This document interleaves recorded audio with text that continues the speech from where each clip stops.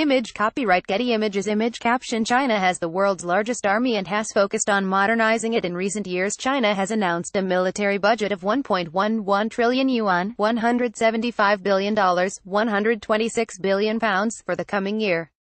The figure, an 8% increase on last year, was announced by Prime Minister Li Keqiang as the annual meeting of parliament got underway in Beijing.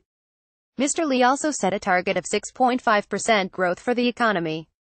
The National People's Congress (NPC) is also expected to remove the two-term presidential limit, enabling Xi Jinping to remain in office indefinitely. The move, which was long expected but has been controversial even in China, has helped cement Mr. Xi's status as the most powerful leader since Chairman Mao Zedong.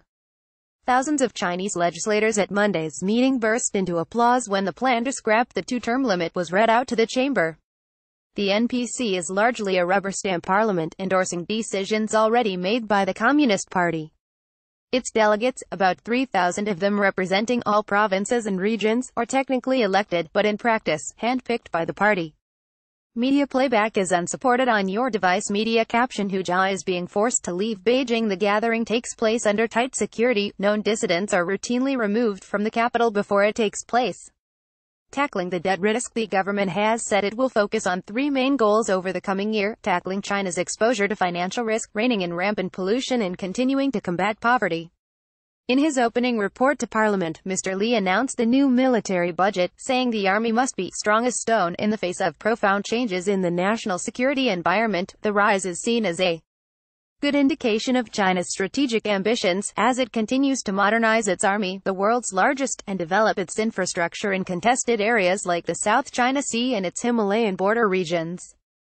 While expected, the spending increase will likely further unnerve China's regional rivals, including the U.S., which has just brought its massive aircraft carrier the USS Carl Vinson to Vietnam.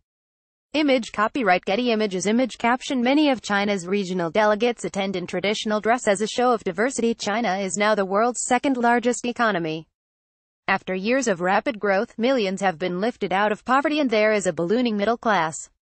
There are also some 100 billionaires in China. Many of them are members of the Chinese People's Political Consultative Conference (CPPCC), the top advisory body which is also meeting this week. But a reliance on borrowing has led to pressing political concerns about debt risk.